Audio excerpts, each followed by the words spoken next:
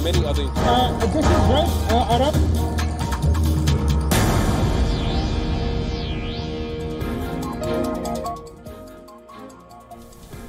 Hello and welcome to WION Live Broadcast. I'm Ollie Barrett, live from London, and these are the headlines.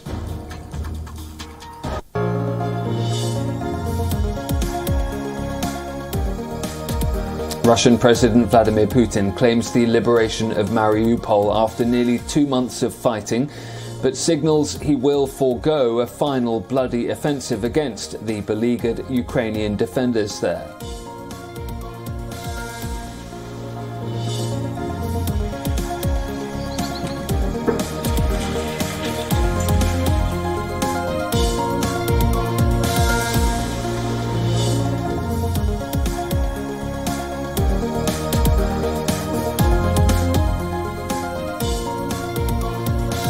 The Spanish and Danish Prime Ministers visit the Ukrainian capital of Kiev to show support for Ukrainian President Volodymyr Zelensky.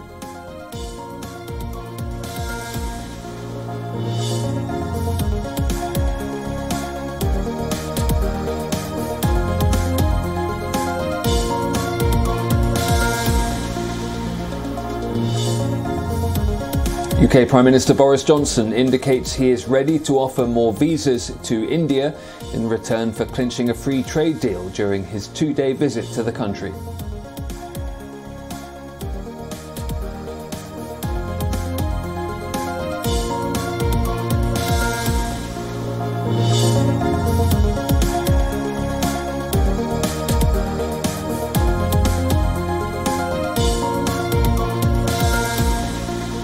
In the biggest escalation since an 11-day war last year, Palestinians fire volleys of rockets from Gaza into Israel.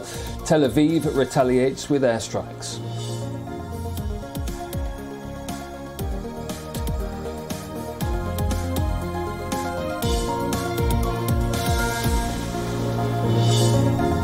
In a televised debate ahead of Sunday's final election runoff, French President Emmanuel Macron attacked his far-right challenger in the election, Marine Le Pen, over her links to Russia.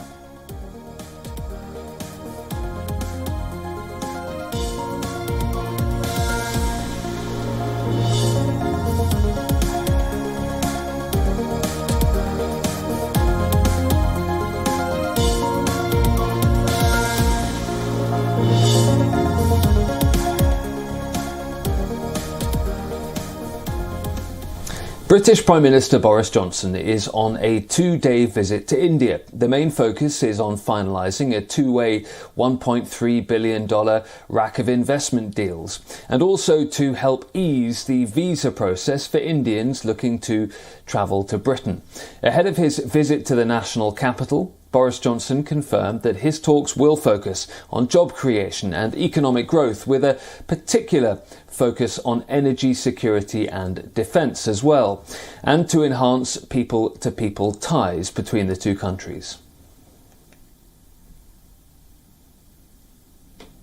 I don't think at any time in my political lifetime has the living bridge between the UK and India really been so strong. And just on this trip, we've got about £1 billion worth of investment coming from India into the UK. They're the second biggest investor in the UK. That investment alone is going to drive 11,000 jobs. We're hoping to complete another free trade agreement with India by the end of the year, by the autumn. And already you're seeing products like UK medical supplies, British apples, getting ready to come onto the Indian market even before the deal is done. The situation in the Indo-Pacific will also be discussed. Downing Street says Boris Johnson will reiterate the UK's commitment to a free, open and coercion-free Indo-Pacific region. London is also expected to extend cooperation to help India enhance its defence manufacturing capabilities and offer to transfer technology for the joint production of military hardware. Downing Street says new trade arrangements amounting to over $1.3 billion in total will be signed. and our principal diplomatic correspondent, Siddhant Sibal, is joining me live from New Delhi now. Siddhant, what would you say from the Indian perspective is New Delhi's top priority out of this visit from Boris Johnson? Well, one, of course, remains trade. We know that both countries are engaged when it comes to free trade agreement talks. The third round begins next week. That is the focus. And we know that UK is keen to have a free trade agreement in a post-Brexit world. The second, of course, remains Indo-Pacific. UK's Indo-Pacific tilt is something that London has emphasized a lot.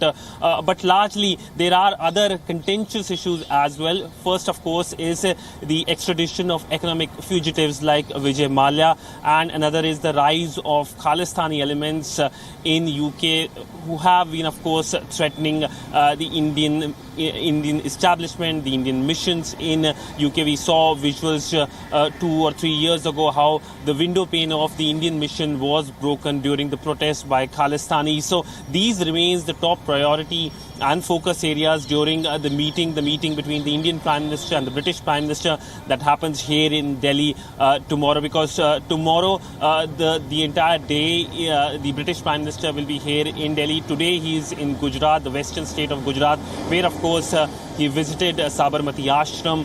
He also had meetings with business leaders. We mentioned those talks on Friday. What about Ukraine? Is that likely to come up between the two leaders, and is it likely to be a difficult issue for them, given the fact that many Western countries would like India to take a harder line when it comes to Ukraine and when it comes to relations with Russia? Well, Ukraine naturally will be a key focus area from the British side.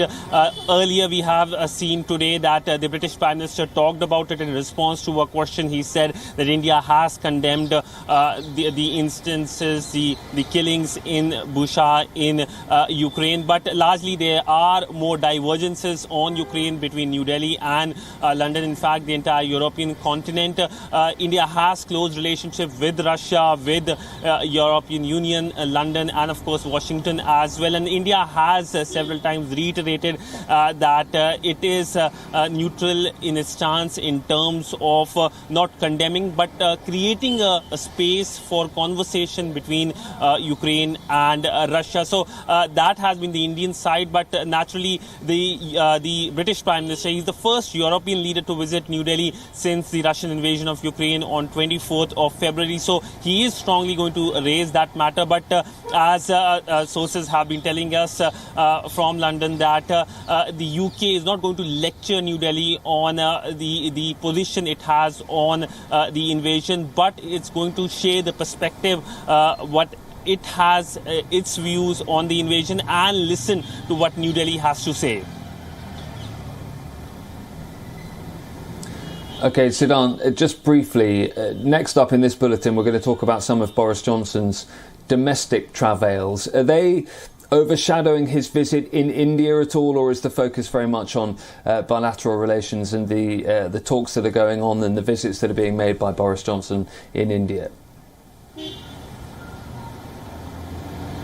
Well, of course, a lot of things are happening in UK right now regarding his prime ministership, the Partygate incident as well, but there is no shadow of those developments, domestic developments here in India. We have seen visuals, and there hasn't been any conversation as well as to what is happening in UK regarding those developments. So this visit is about bilateral engagement. Both sides have their focus clear that it is trade and Indo-Pacific that will be the key focus areas, and of course Ukraine remains a key focus from UK side. But other than that, there is no shadow of domestic developments in UK during this visit of the UK Prime Minister to India. A much delayed visit. He was to come to India last year. Twice his visit was cancelled. First in January when he was the chief guest at India's Republic Day parade when there was a COVID crisis in UK, and then of course in April last year India saw the second wave of COVID pandemic. So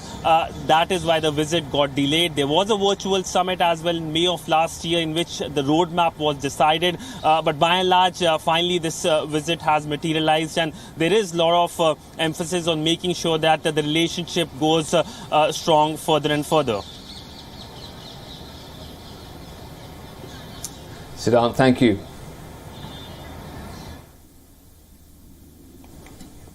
Well, back here in the United Kingdom, lawmakers are debating as we speak claims that Boris Johnson misled Parliament over parties and gatherings in and around Downing Street during periods of COVID-19 lockdown.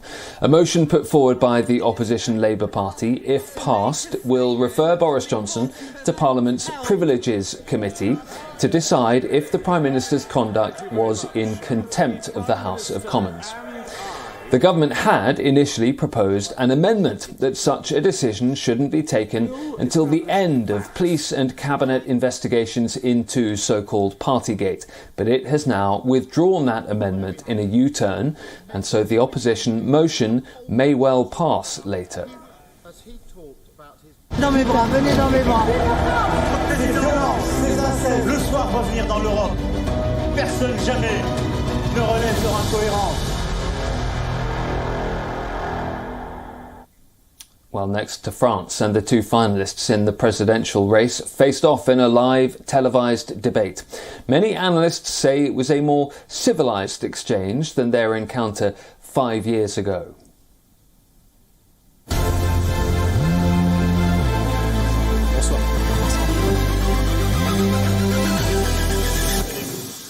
Pour notre pays, c'est une mauvaise nouvelle. For our country, this is bad news, because you depend on the Russian regime, and you depend on Putin. Because a few months after you said that, Mrs. Le Pen, you took out a loan in 2015 from a Russian bank. He knows perfectly well that I'm a woman who is absolutely and totally free, and that I defend France, because I am a patriot and I have demonstrated this all my life, and the French always, in all circumstances. I am in favour of banning the headscarf in the public space. I said it in the clearest way. I think that the headscarf is a uniform imposed by the Islamists. You are going to create civil war if you do that. I am telling you this in all sincerity, because it means that you're attacking yourself. Your project, when we put things back together, brick by brick, is a project that does not speak of itself, but which consists of getting us out of Europe. It has a name. It's called the Europe of Nations. Yes, but if it's only the European Union, you get out of the European Union, Mrs. Le Pen, sorry to tell you, you can decide to paint your walls on your own, but when you live in a shared housing, you can't say from one day to the next. She's much more disciplined than 5 years ago, Mrs. Le Pen. Yes, it's true. I can see that. We are getting older. I think it's factual. I'll be very respectful to you, but I'm afraid you can see me getting older. A lot, madame. Well, for more insight on where we are with the French election, our correspondent Ross Cullen has sent us this report from our Paris bureau. Started in pretty fertile ground for Marine Le Pen, talking about purchasing power. She says she's close to communities across the country. Since last year, she's been campaigning on the cost of living crisis, understanding and listening to voters' concerns about rising prices, rising inflation. She said that President Macron was distant, not being close to voters, remaining in Paris and not understanding the real concerns of people in villages and towns across the country. Then it moved on to the war in Ukraine, and that was less stable ground for the far-right challenger. Macron was comfortable in his role as the wartime diplomat, regularly speaking to President Biden, President Putin, President Zelensky, and he's able to draw on that experience to demonstrate his diplomacy. She was challenged on the fact that she had to take this loan for her party from a Russian bank, and also for her past pro-Putin sympathies. For many French Muslims, there's a dilemma ahead of Sunday's election. Many of them say that Emmanuel Macron's record means they find it hard to vote for him, but many also say they don't want to allow far-right Marine Le Pen to come to power. Ever since Lisa Traadec converted to Islam and began wearing a hijab almost a decade ago, the French woman says she has been subjected to verbal abuse, dirty stares and tripped in the street. She worries the alienation she feels will only deepen if far-right leader Marine Le Pen wins Sunday's presidential vote. Le Pen wants to ban Muslim women from wearing the Islamic headscarf in public spaces, but not other religious symbols such as the Jewish kippah. She promises to fight Islamist ideologies that she calls totalitarian. In the hope of keeping Le Pen out of power, Traadec says she will vote for Macron, but only begrudgingly. Clearly my identity is being instrumentalised in the public space. People apply political logic to something that is not political at all, that is intimate, that is personal. Wearing the veil really is a very personal choice, and it is at no time a political choice. The president's track record on Islam has left her deeply disillusioned and convinced that anti-Muslim sentiment is on the rise in France. Data supports how she feels. Interior Ministry figures show a sharp rise in anti-Muslim discriminatory and other acts in 2021, even as other faiths saw a decline. Traadec describes voting for Le Pen or Macron as president as a choice between Islamophobia and Islamophobia. Something master's student Shirazeh Ruba agrees with. It's like, oh, for 5 years you're against us and now you want to be again president and now you're interested in our votes. And the worst is that we're actually going to vote for him because Le Pen is much worse than him. Macron says he will keep fighting what he calls Islamist separatism and defend French secularism, which he says allows every citizen to freely practice their faith. He says he's against banning religious symbols in public space. Polls show that a Le Pen win on Sunday is improbable, but not impossible. In 2017, when both candidates faced each other, Macron beat Le Pen with 66.1% of the votes. However, many Muslims have said they will not vote as a unified bloc for Macron. Perceptions that Macron has adopted right-wing policies on identity politics and the economy, is a president of the rich and aloof from the people, will lead some to vote for Le Pen, and many more to abstain from the vote altogether. Next to Ukraine, and Russian President Vladimir Putin has congratulated Russian forces for what he says is the successful liberation of Mariupol. He says he's ordered his military to cancel plans to storm the Azovstal plant. Предлагаемый штурм промышленной зоны считаю нецелесообразным. Приказываю отменить. Это тот случай, когда мы должны думать, то есть мы всегда должны думать, но в данном случае тем более о сохранении жизни и здоровья наших солдат и офицеров. Не нужно лезть в эти катакомбы и ползать там под землей по этим промышленным объектам. Заблокируйте эту промышленную зону так, чтобы муха не пролетела.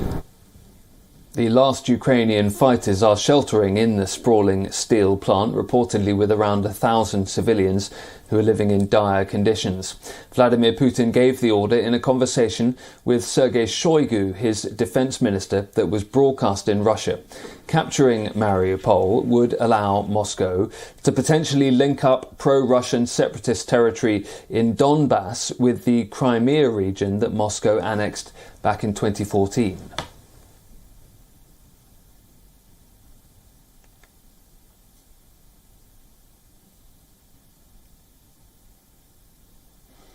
In an update to last month's Boeing 737-800 jet crash, China says the black boxes of the jet were heavily damaged.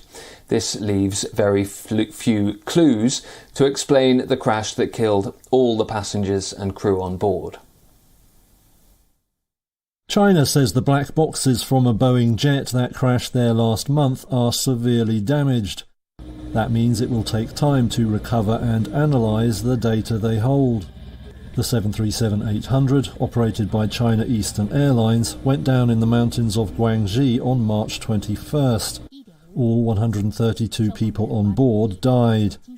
The black boxes were subsequently recovered and sent to the US for analysis. In a statement on its preliminary report, the Civil Aviation Administration of China did not make public any information recovered from the flight recorders.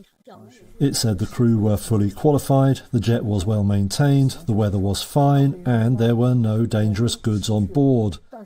That leaves the cause of the crash as a mystery, and one aviation expert says it could take a year to glean clues from the black boxes. China Eastern has begun flying 737-800s again following the crash. It's a different model from the 737 MAX, which remains grounded in China following 2 deadly crashes in other countries. Actor Johnny Depp has taken to the stand for a second day to describe his turbulent marriage to the actress Amber Heard. He narrated one incident that left him with a severed fingertip. And then I looked down and realized that the tip of my finger had been severed. On his second day of testimony in his defamation trial against Amber Heard, actor Johnny Depp said his ex-wife was the one who became violent when their relationship soured, claiming that she threw a vodka bottle at him that severed the tip of his right middle finger. Asked to describe the violence, Depp said Heard would strike out with a slap or shove and recalled times she threw a TV remote at his head or a glass of wine in his face. Hatred. It seemed like pure hatred for me. If I stayed to argue that, eventually I was sure that it was going to escalate into violence, and oftentimes it did. Among the images his team submitted as evidence was a photo of the injury to his finger, which was surgically repaired. Also, one of Depp in an emergency room. Just above the green dot is a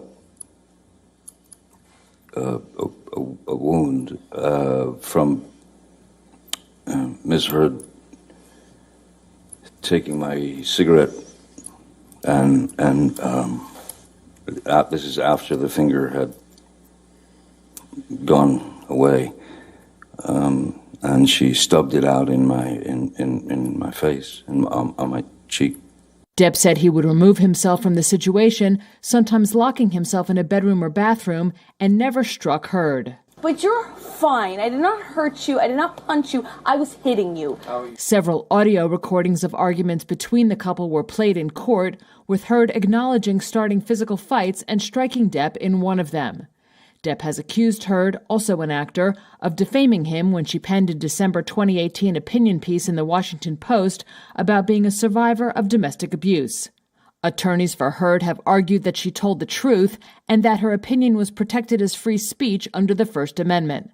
In opening arguments, Heard's attorney said Depp physically and sexually assaulted her while abusing drugs and alcohol. New York rapper A$AP Rocky has been arrested in Los Angeles on a charge of assault with a deadly weapon. The arrest took place just after he landed from Barbados after a holiday with his girlfriend Rihanna. U.S. rapper A$AP Rocky was taken into custody Wednesday in connection to a November 2021 shooting, just after touching down at the Los Angeles International Airport, NBC News reported. Los Angeles Police Department officers and U.S. Immigration and Customs Enforcement detained the artist who arrived on a private plane from Barbados, where he was vacationing with his girlfriend, international music star and cosmetics and lingerie mogul Rihanna. Police in L.A. were investigating Rocky, whose real name is Rakeem Mayers, for his possible involvement in a November 6th shooting in Hollywood. The victim told police that Mayers shot at him 3 to 4 times and a bullet grazed his left hand, according to a police report, NBC News reported. A lawyer representing A$AP Rocky and a Los Angeles police spokesperson were not immediately available for comment. In January, Rihanna announced she was expecting her first child with A$AP Rocky. The Australian town of Parkes is celebrating an Elvis Festival. Thousands of hip-shaking Elvis Presley impersonators and fans have assembled for the first time in 2 years. We will leave you with that one. I will see you at the same time tomorrow. Thanks very much for watching and do stay tuned to WION. Welcome to the 2022 Elvis Festival. Beautiful. Thank you. Just can't believe it. Oh, I just can't. Oh, look, it's good. It's been a couple of years, since we've been here, so it's very good to be back, and I'm happy to be back. I love it every time I come to Parkes. It's the only festival that the whole town is immersed in Elvis. Oh, I just can't help believing. Oh, I just can't help believing. Oh, I just can't.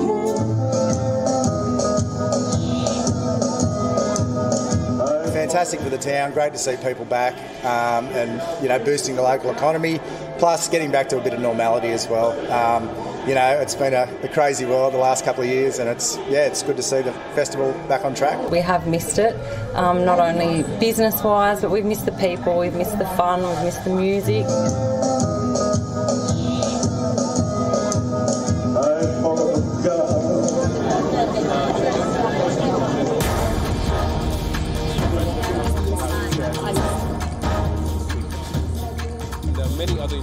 This is great, Arab.